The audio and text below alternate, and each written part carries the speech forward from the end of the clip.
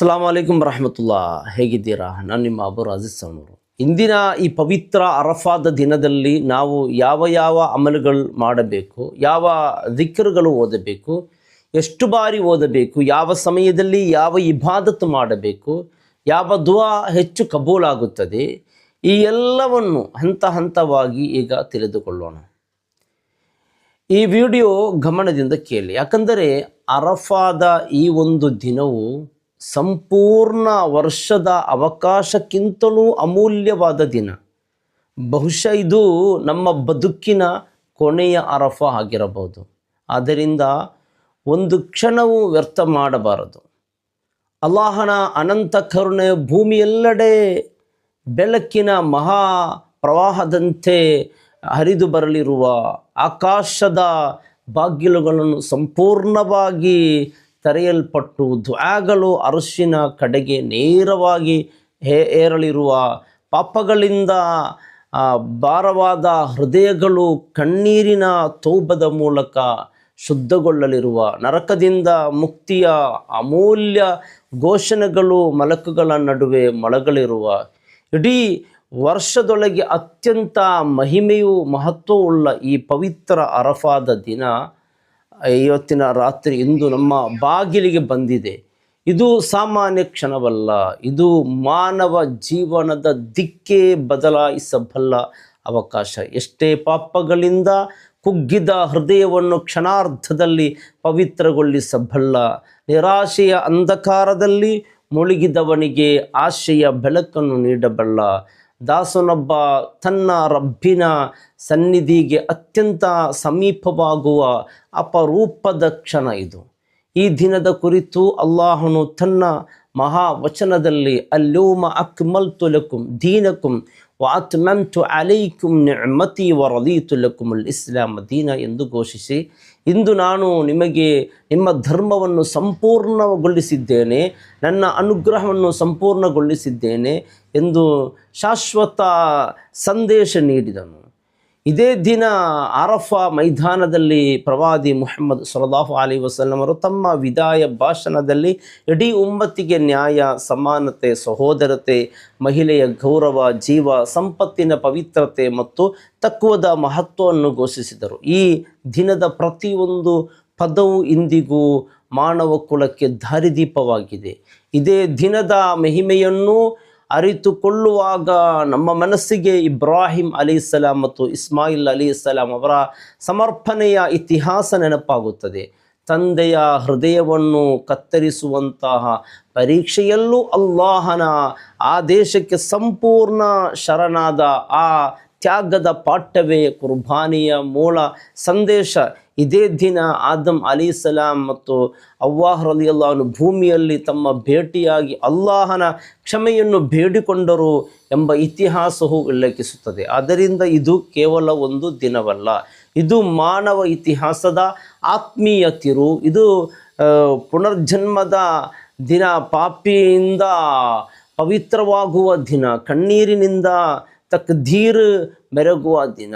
ಪ್ರಿಯ ಸಹೋದರರೇ, ಈ ದಿನದ ಒಂದು ಕ್ಷಣವನ್ನು ವ್ಯರ್ಥಗೊಳಿಸುವುದು ಜೀವನದ ಅಮೂಲ್ಯ ಖಜಾನೆಯನ್ನು ಕಳೆದುಕೊಳ್ಳುವುದಕ್ಕೆ ಸಮಾನ. ಈ ದಿನದಲ್ಲಿ ಪಾಲಿಸಬೇಕಾದ ಕೆಲವು ಮಹಾನ್ ಅಮಲುಗಳು ಇವೆ. ಮೊದಲನೇದಾಗಿ ಉಪವಾಸ. ಈ ಸ್ವಹೀಹ್ ಮುಸ್ಲಿಮ್ನಲ್ಲಿ ಹದೀಸ್ ಪ್ರವಾದಿ ಸಲ್ಲಲ್ಲಾಹು ಅಲೈಹಿ ವಸಲ್ಲಂ ಅವರು ಹೇಳಿದ್ದಾರೆ, ಸಿಯಾಮು ಯೌಮು ಅರಫಾ ತಸಿಬು ಅಲಲ್ಲಾಹಿ ಅನ್ ಯುಕಫಿರ ಸನತಲ್ಲತಿ ಕಬ್ಲಹು ವ ಸನತಲ್ಲತಿ ಬಅದಹು. ಅಂದರೆ ಅರಫಾ ದಿನದ ಉಪವಾಸವು ಇಂದಿನ ಒಂದು ವರ್ಷದ ಹಾಗೂ ಮುಂದಿನ ಒಂದು ವರ್ಷದ ಪಾಪಗಳಿಗೆ ಪರಿಹಾರವಾಗುತ್ತದೆ. ಒಂದು ದಿನದ ಹಸಿವು 2 ವರ್ಷದ ಪಾಪ ಕ್ಷಮೆಗೆ ಕಾರಣವಾಗುವುದಾದರೆ ಅದು ಅಲ್ಲಾಹನ ಎಂತಹ ಅಪಾರ ಕರುಣೆ. ಎಷ್ಟು ಜನರ ಸಂಪೂರ್ಣ ಜೀವನದ ತಪಸ್ಸು ಮಾಡಿದರೂ ಪಡೆಯಲಾಗದ ಕ್ಷಮೆ ಬಾಗಿಲು ಇಂದು ಕೆಲವೇ ಒಂದು ದಿನದ ಉಪವಾಸದ ಮೂಲಕ ತೆರೆಯಲ್ಪಡುತ್ತಿದೆ. ಎರಡನೆಯದಾಗಿ ದುಆ. ಕುರ್ಆನ್ ಘೋಷಿಸುತ್ತದೆ, ವೈದಾ ಸಅಲಕ ಇಬಾದಿ ಅನ್ನಿ ಫಇನ್ನಿ ಕರೀಬುನ್ ಉಜೀಬು ದಅವತ ದಾಇ ಇದಾ ದಆನಿ. ಪ್ರವಾದಿ ಸಲ್ಲಲ್ಲಾಹು ಅಲೈಹಿ ವಸಲ್ಲಂ ಅವರು ಹೇಳಿದ್ದಾರೆ, ಖೈರು ದುಆಯಿ ದುಆഉ ಯೌಮ ಅರಫಾ. ಅಂದರೆ ಅರಫಾ ದಿನದ ದುಆವೇ ಶ್ರೇಷ್ಠ ದುಆ. ಅದರಿಂದ ಈ ರಾತ್ರಿ ನಿಮ್ಮ ಕೈಗಳು ಆಕಾಶದತ್ತ ಎತ್ತಲ್ಪಡಲಿ. ನಿಮ್ಮ ತುಟಿಗಳಿಂದ ಯಾ ಅಲ್ಲಾಹ್ ಎಂಬ ಮೊರೆ ನಿರಂತರ ಅರಿಯಲಿ. ನೀವು ಅಳುತ್ತಾ ಮಾಡಿದ ಒಂದು ದುಆ ನಿಮ್ಮ ವರ್ಷಗಳ ನೋವುಗಳನ್ನು ಕೊನೆಗಾಣಿಸಬಹುದು. ಒಬ್ಬ ರೋಗಿಗೆ ಶಿಫಾ ಸಿಗಬಹುದು, ಒಬ್ಬ ಸಾಲಗಾರನಿಗೆ ಪರಿಹಾರ ಸಿಗಬಹುದು, ಸಂತಾನ ಇಲ್ಲದವರಿಗೆ ಸಂತಾನದ ದಾರಿ ತೆರೆದುಕೊಳ್ಳಬಹುದು, ಭಗ್ನವಾದ ಕುಟುಂಬಕ್ಕೆ ಒಂದಾಗಬಹುದು, ದಾರಿ ತಪ್ಪಿದ ಮಕ್ಕಳು ಹಿದಾಯತ್ ಪಡೆಯಬಹುದು. ಮೂರನೇದಾಗಿ ದಿಕ್ರ್ ಮತ್ತು ತಕ್ಬೀರ್. ವದ್ಕುರುಲ್ಲಾಹ್ ಫಿ ಅಯ್ಯಾಮಿ ಮಅದೂದಾತ್ ಎಂದು ಅಲ್ಲಾಹು ಆಜ್ಞಾಪಿಸಿದ್ದಾನೆ. ಈ ರಾತ್ರಿ ನಿಮ್ಮ ಮನೆಯಲ್ಲಿ ಅಲ್ಲಾಹು ಅಕ್ಬರ್ ವಲಿಲ್ಲಾಹಿಲ್ ಹಮ್ದ್ ಎಂಬ ತಕ್ಬೀರ್ ಮೊಳಗಲಿ. ಲಾ ಇಲಾಹ ಇಲ್ಲಲ್ಲಾಹ್ ವಹ್ದಹು ಲಾ ಶರೀಕ ಲಹ್ ಎಂಬ ತಹ್ಲೀಲ್ ನಿಮ್ಮ ನಾಲಿಗೆಯಲ್ಲಿ ನಿರಂತರ ಇರಲಿ. ಪ್ರವಾದಿಯವರ ಮೇಲೆ ಸ್ವಲಾತ್ ಹೆಚ್ಚಿಸಿರಿ. ಈ ಧ್ವನಿಗಳಿಂದ ಮನೆಗಳು ಪವಿತ್ರಗೊಳ್ಳುತ್ತದೆ, ಹೃದಯಗಳು ಮೃದುವಾಗುತ್ತದೆ, ಶೈತಾನ್ನ ಗುಸುಗುಸುಗಳು ದೂರವಾಗುತ್ತದೆ. ಮೊದಲ ಹಂತನ ದಿಕ್ರ್ ಇಸ್ತಿಗ್ಫಾರ್. ಇವತ್ತು ಮಗರಿಬ್ ಇಲ್ಲದ್ರೆ ನಾಳೆ ಫಜ್ರ್ ನಮಾಜಿನ ನಂತರ ಶಾಂತವಾಗಿ ಕುಳಿತು ಕನಿಷ್ಠ 100 ಬಾರಿ ಅಸ್ತಗ್ಫಿರುಲ್ಲಾಹ ವ ಅತೂಬು ಇಲೈಹಿ ಇದನ್ನು ಪಠಿಸಿ. ನಿಮ್ಮ ಹೃದಯದಿಂದ ಕ್ಷಮೆ ಕೇಳಿ. ನೀವು ಮಾಡಿದ ಎಲ್ಲ ತಪ್ಪುಗಳನ್ನು ನೆನೆಸಿ ಅಲ್ಲಾಹನ ಮುಂದೆ ಕಣ್ಣೀರಿನಿಂದ ತೌಬಾ ಮಾಡಿ. ಎರಡನೇ ಹಂತ ಅರಫಾದ ಶ್ರೇಷ್ಠ ದಿಕ್ರ್. ಪ್ರವಾದಿ ಹೇಳಿದ್ದಾರೆ ಸಲ್ಲಲ್ಲಾಹು ಅಲೈಹಿ ವಸಲ್ಲಂ, ಅರಫಾದ ದಿನದ ಅತ್ಯುತ್ತಮ ದಿಕ್ರ್ ಇದು. ಕನಿಷ್ಠ 100 ಬಾರಿ, ಸಾಧ್ಯವಾದರೆ 500 ಬಾರಿ ಅಥವಾ 1000 ಬಾರಿ ಪಠಿಸಿ. ಲಾ ಇಲಾಹ ಇಲ್ಲಲ್ಲಾಹ್ ವಹ್ದಹು ಲಾ ಶರೀಕ ಲಹ್ ಲಹುಲ್ ಮುಲ್ಕು ವಲಹುಲ್ ಹಮ್ದು ವಹುವ ಅಲಾ ಕುಲ್ಲಿ ಶೈಇನ್ ಕದೀರ್. ಮೂರನೇ ಹಂತ ತಕ್ಬೀರ್. ಪ್ರತಿ ಫಜ್ರ್ ನಮಾಜಿನ ನಂತರ ಕನಿಷ್ಠ 33 ಬಾರಿ ಅಥವಾ ಸಾಧ್ಯವಾದರೆ 100 ಬಾರಿ ಓದಿ. ಅಲ್ಲಾಹು ಅಕ್ಬರ್ ಲಾ ಇಲಾಹ ಇಲ್ಲಲ್ಲಾಹ್ ಅಲ್ಲಾಹು ಅಕ್ಬರ್ ವಲಿಲ್ಲಾಹಿಲ್ ಹಮ್ದ್. ನಾಲ್ಕನೇ ಹಂತ ತಸ್ಬೀಹ್. ಬೆಳಿಗ್ಗೆ ಅಥವಾ ಮಧ್ಯಾಹ್ನ 100 ಬಾರಿ ಸುಬ್ಹಾನಲ್ಲಾಹಿ ವ ಬಿಹಮ್ದಿಹಿ. ಇನ್ನೊಂದು ತಸ್ಬೀಹ್ ಸುಬ್ಹಾನಲ್ಲಾಹಿಲ್ ಅಲೀಮ್ 100 ಬಾರಿ.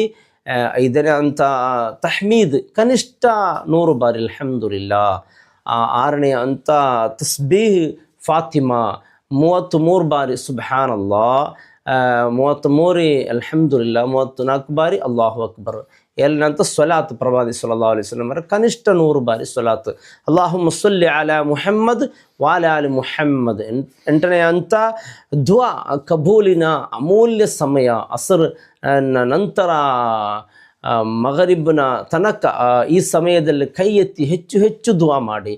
ವಿಶೇಷವಾಗಿ ಕನಿಷ್ಠ 40 ಬಾರಿ ಈ ದುಆ ಓದಿ. ರಬ್ಬನಾ ಆತಿನಾ ಫಿದ್ ದುನ್ಯಾ ಹಸನ ವಫಿಲ್ ಆಖಿರತಿ ಹಸನತನ್ ವಕಿನಾ ಅಜಾಬನ್ನಾರ್. 100 ಬಾರಿ ಯಾ ಹಯ್ಯು ಯಾ ಕಯ್ಯೂಮ್ ಬಿರಹ್ಮತಿಕ ಅಸ್ತಗೀಸ್. 9ನೇ ಹಂತ ಪಾಪ ಕ್ಷಮೆಯ ದುಆ. ಕನಿಷ್ಠ 70 ಬಾರಿ ಅಲ್ಲಾಹುಮ್ಮ ಇನ್ನಕ ಅಫ್ವುನ್ ತುಹಿಬ್ಬುಲ್ ಅಫ್ವ ಫಅಫು ಅನ್ನಿ. ಅದೇ ರೀತಿ 10ನೇದಾಗಿ ರಾತ್ರಿ ಅಂತಿಮ ಅಮಲ್ ನಿದ್ರೆ ಮುನ್ನ 3 ಬಾರಿ ಕುಲ್ ಹುವಲ್ಲಾಹು ಅಹದ್, ಕುಲ್ ಔದು ಬಿರಬ್ಬಿಲ್ ಫಲಕ್, ಕುಲ್ ಔದು ಬಿರಬ್ಬಿನ್ ನಾಸ್. ಸಹೋದರರೇ, ಇಂದಿನ ಈ ಅರಫಾದ ದಿನದಲ್ಲಿ ಈ ಅಮಲ್ಗಳನ್ನು ಹಂತ ಹಂತವಾಗಿ ಮಾಡಿ ಉಪವಾಸ ಇರಲಿ. ನಾಲ್ಕನೇದಾಗಿ ತೌಬಾ ಮತ್ತು ಇಸ್ತಿಗ್ಫಾರ್. ಸಹೀ ಮುಸ್ಲಿಂ ಹದೀಸ್ ಹೇಳುತ್ತದೆ, ಮಾ ಮಿನ್ ಯೌಮಿನ್ ಅಕ್ಸರು ಮಿನ್ ಐ ಯುತಿಕಲ್ಲಾಹು ಫೀಹಿ ಅಬದನ್ ಮಿನನ್ ನಾರಿ ಮಿನ್ ಯೌಮ ಅರಫಾ. ಅಂದರೆ ಅರಫಾ ದಿನದಷ್ಟು ಅಲ್ಲಾಹನು ತನ್ನ ದಾಸರನ್ನು ನರಕದಿಂದ ಬಿಡುಗಡೆ ಮಾಡುವ ಮತ್ತೊಂದು ದಿನವಿಲ್ಲ. ಹಿಂದೆ ನಿಮ್ಮ ಹೃದಯ ಒಡೆದು ಬೀಳಲಿ, ಕಳೆದ ವರ್ಷಗಳಲ್ಲಿ ಮಾಡಿದ ತಪ್ಪುಗಳು ನೆನಪಾಗಿ ಕಣ್ಣುಗಳು ತೇವವಾಗಲಿ. ಯಾ ರಬ್, ನಾನು ತಪ್ಪಿದ್ದೇನೆ, ನನ್ನನ್ನು ಕ್ಷಮಿಸು ಎಂಬ ಮೊರೆ ಸತ್ಯವಾಗಿರಲಿ. ಬಹುಶಃ ಇದೇ ಕಣ್ಣೀರು ನಿಮ್ಮ ನರಕದ ಶಿಕ್ಷೆಯನ್ನು ನಿಲ್ಲಿಸಬಹುದು. ಐದನೇದಾಗಿ ಸದಕ. ಅಸ್ಸದಕತು ತುತ್ಫಿಉ ಖತೀಅ ಕಮಾ ಯುತ್ಫಿಉಲ್ ಮಾ ಅನ್ನಾರ್ ಎಂದು ಪ್ರವಾದಿ ಸಲ್ಲಲ್ಲಾಹು ಅಲೈಹಿ ವಸಲ್ಲಂ ಹೇಳಿದ್ದಾರೆ. ನೀರು ಬೆಂಕಿಯನ್ನು ಆರಿಸುವಂತೆ ಸದಕ ಪಾಪಗಳನ್ನು ಆರಿಸುತ್ತದೆ. ಒಂದು ಹಸಿದವನಿಗೆ ಊಟ ಕೊಡಿ, ಅನಾಥರ ಮುಖದಲ್ಲಿ ನಗು ಮೂಡಿಸಿ, ಬಡವನ ಕೈ ಹಿಡಿಯಿರಿ. ಒಂದು ಚಿಕ್ಕ ಸಹಾಯ ಅಲ್ಲಾಹನ ಬಳಿ ಪರ್ವತದಷ್ಟು ಅಜರ್ ಆಗಿ ಸೇರುತ್ತದೆ. ಆರನೇದಾಗಿ ಕುರ್ಆನ್ ಪಠನ. ಅರಫಾದ ದಿನದಲ್ಲಿ ಕುರ್ಆನ್ ಪ್ರತಿಯೊಂದು ಅಕ್ಷರವು ಹೃದಯವನ್ನು ಶುದ್ಧಗೊಳಿಸುವ ನೂರಾಗಿರುತ್ತದೆ. ಯಾಸೀನ್, ರಹ್ಮಾನ್, ಮುಲ್ಕ್, ಇಖ್ಲಾಸ್ ಪಠಿಸಿ. ಅದರ ಅರ್ಥದ ಬಗ್ಗೆ ಯೋಚಿಸಿ. ಅದು ಕೇವಲ ಓದುವುದಕ್ಕೆ ಅಲ್ಲ, ಬದುಕನ್ನು ಬದಲಿಸುವುದಕ್ಕೆ ಬಂದಿದೆ 7ನೇದಾಗಿ ಕುಟುಂಬಕ್ಕಾಗಿ ವಿಶೇಷ ದುಆ ಮಾಡಿ. ನಿಮ್ಮ ತಂದೆ ತಾಯಿಗಾಗಿ ಜೀವಂತ ಇದ್ದರೂ ಮರಣ ಹೊಂದಿದವರಿಗೂ ದುಆ ಮಾಡಿ. ನಿಮ್ಮ ಮಕ್ಕಳ ಹಿದಾಯತಿಗಾಗಿ, ಮನೆಯ ಬರ್ಕತ್ಗಾಗಿ, ರೋಗಿಗಳ ಶಿಫಾಗಾಗಿ, ಉಮ್ಮತ್ತಿನ ಏಕತೆಗಾಗಿ ಕಣ್ಣೀರಿನಿಂದ ಬೇಡಿ. ಪ್ರೀತಿಯ ಸಹೋದರರೇ, ಬಹುಶಃ ಇದು ನಮ್ಮ ಜೀವನದ ಕೊನೆಯ ಅರಫ ಆಗಿರಬಹುದು. ಕಳೆದ ವರ್ಷ ನಮ್ಮ ಜೊತೆ ಇದ್ದ ಎಷ್ಟೋ ಜನರು ಇಂದು ಇಲ್ಲ. ಅವರಿಗೆ ಕನಸುಗಳಿದ್ದವು, ಅವರಿಗೆ ಮುಂದಿನ ಅರಫ ನೋಡುವ ಆಸೆ ಇತ್ತು. ಆದರೆ ಅವರು ಈಗ ಮಣ್ಣಿನಡಿಯಲ್ಲಿ ಮಲಗಿದ್ದಾರೆ. ಮುಂದಿನ ಅರಫವನ್ನು ನಾವು ಕಾಣುತ್ತೇವೆ ಎಂಬ ಖಾತರಿ ಯಾರಿಗೂ ಇಲ್ಲ. ಆದ್ದರಿಂದ ಈ ರಾತ್ರಿ ನಿದ್ರೆಯಲ್ಲಿ ವ್ರತಗೊಳಿಸಬೇಡಿ. ಮೊಬೈಲ್ಗಳಲ್ಲೂ ವ್ಯರ್ಥ ಮಾತುಗಳಲ್ಲೂ ನಿರ್ಲಕ್ಷ್ಯದಲ್ಲೂ ಕಳೆಯಬೇಡಿ. ಈ ರಾತ್ರಿ ನಿಮ್ಮ ಸಜ್ದ ಉದ್ದವಾಗಿರಲಿ, ನಿಮ್ಮ ಕಣ್ಣೀರು ನಿಜವಾಗಿರಲಿ, ನಿಮ್ಮ ದುಆ ಹೃದಯದ ಆಳದಿಂದ ಹೊರಬರಲಿ. ಇಂದು ಸುರಿಯುವ ಒಂದು ಕಣ್ಣೀರು ನಿಮ್ಮ ವರ್ಷಗಳ ಪಾಪಗಳನ್ನು ತೊಳೆದು ಹಾಕಬಹುದು. ಇಂದು ಮಾಡಿದ ಒಂದು ಸಜ್ದ ನಿಮ್ಮ ತಕ್ದೀರ್ ಬದಲಿಸಬಹುದು. ಇಂದು ಮಾಡಿದ ಒಂದು ಸತ್ಯ ತೌಬಾ ನಿಮ್ಮ ಹೆಸರನ್ನು ಕ್ಷಮಿಸಲ್ಪಟ್ಟವರ ಪಟ್ಟಿಯಲ್ಲಿ ಬರೆಯಿಸಬಹುದು. ಯಾ ಅಲ್ಲಾಹ್, ಈ ಅರಫಾದ ಪವಿತ್ರ ದಿನದ ಬರಕತ್ತಿನಿಂದ ನಮ್ಮೆಲ್ಲ ಪಾಪಗಳನ್ನು ಕ್ಷಮಿಸು, ನಮ್ಮ ಹೃದಯಗಳನ್ನು ಶುದ್ಧಿಗೊಳಿಸು, ನಮ್ಮ ಮನೆಗಳಿಗೆ ಸುಕೂನ್ ನೀಡು, ನಮ್ಮ ರೋಗಿಗಳಿಗೆ ಶಿಫಾ ನೀಡು, ನಮ್ಮ ಮೃತರಿಗೆ ಮಗ್ಫಿರತ್ ನೀಡು, ನಮ್ಮ ದುಆಗಳನ್ನು ಅಂಗೀಕರಿಸು, ನಮ್ಮ ಹೆಸರನ್ನು ನರಕದಿಂದ ಮುಕ್ತಗೊಂಡವರ ಪಟ್ಟಿಯಲ್ಲಿ ಸೇರಿಸು, ನಮ್ಮ ಅಂತ್ಯವನ್ನು ಈಮಾನ್ನೊಂದಿಗೆ ಸುಂದರಗೊಳಿಸು. ಆಮೀನ್ ಯಾ ರಬ್ಬಲ್ ಆಲಮೀನ್. ಅಸ್ಸಲಾಮು ಅಲೈಕುಂ ವರಹಮತುಲ್ಲಾಹಿ ವಬರಕಾತು.